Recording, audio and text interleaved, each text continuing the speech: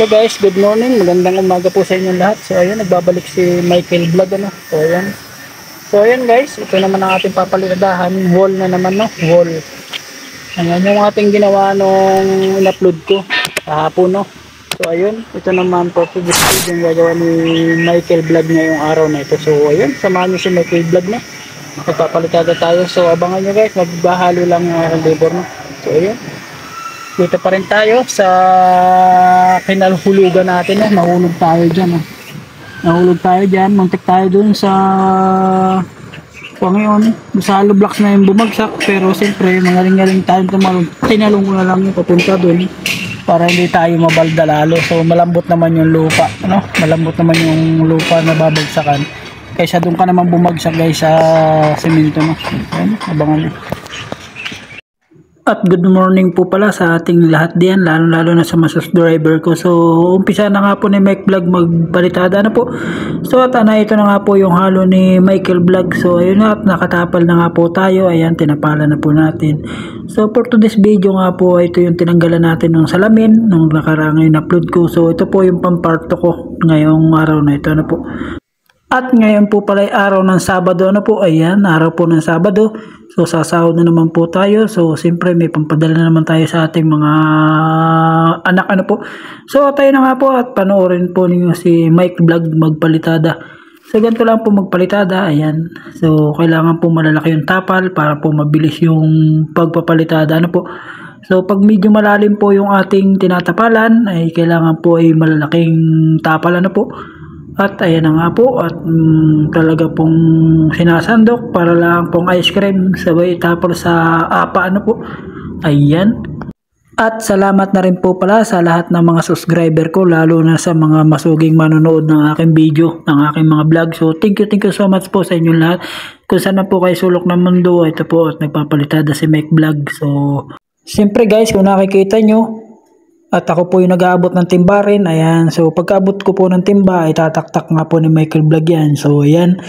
So si tatay naman po yung nasa taas. Siya po yung taga kuha ng halo natin. At inilalagay ko nga po sa tali. At sa taas nga po yung ating halo nang gagaling.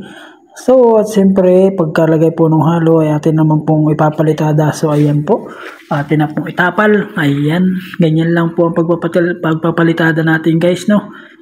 So at natapos na nga po natin tapalan lahat. Ayan po, so mamaya po ay atin na pong babarahin yan po.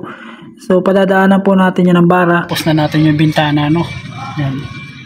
So ayan, na-finish na natin Ayan. So yun, natapalan natin medyo malalim no, nasa itong isang bintana na ito. So nakaisang supot siya. Nakaisang supot na semento at saka siyam na buhangin na supot no. Yung supot guys na malilinggit lang no. Hindi yung malaki siya supot na kuwan. So kung sa supot ng semento guys, bali 6 lang na supot yun, 6 sa isang kuwan, 6 na supot lang.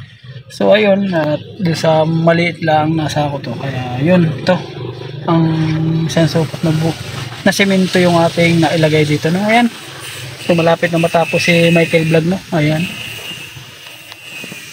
so mamaya guys ay atin ang bubulihin ito. So natapala na nga po ni Michael Vlog no.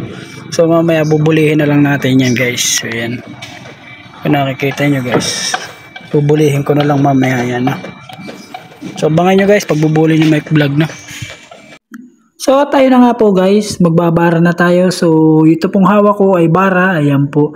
So babarahin po natin ng paganyan. So kung nakikita nyo guys, so siyempre po guys, pag binara po natin ng ganyan, pagbuli po natin yan, maganda po pagbubuli po. Siyempre pantay po, kailangan po natin padaanan ng bara. Ayan po, yan po ang tinatawag na bara po. Yan, kung nakikita nyo guys, yan po yung bara natin, medyo maiksi lang po.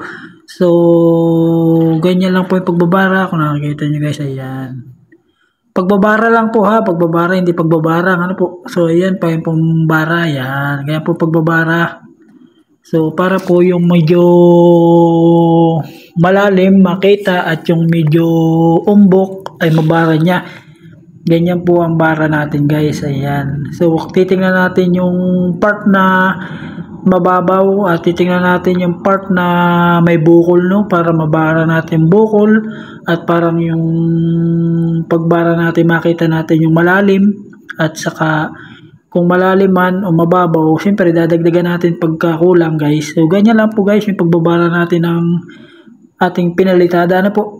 So ayun nga po, panoorin niyo lang po si Mike Vlog kung paano po gumawa magpalitada. So ayun, talaga pong medyo seryoso lang siya sa buhay niya. At talaga pong parang at ayun na nga guys, maya po ay atin na rin po ang atin na rin pong bubulihin po.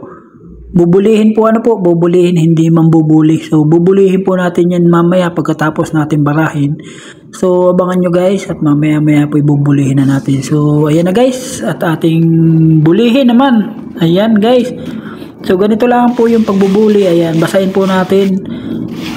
Tsaka po bulihin. At ito po yung pagbubuli, ganito kailangan po basahin natin ng tubig at para po maganda ang ating pagbubuli. Medyo makinis at makintab ang pagbubuli ni Mike Vlog, no. So at ayun nga guys, panoorin nyo si Mike Vlog magbuli at medyo nagugutom na rin yata po at pati damit ay gusto nang kainin. So ayun nga po, at samahan nyo si Mike Vlog magbuli po. So at maya rin po tapos na yan. So at ito na nga po ang resulta, natapos na nga po. So hanggang dito na lang po ang vlog ni Mike Vlog. Ingat po, kasama po kasulok ng mundo. Hanggang dito na lang po for watching.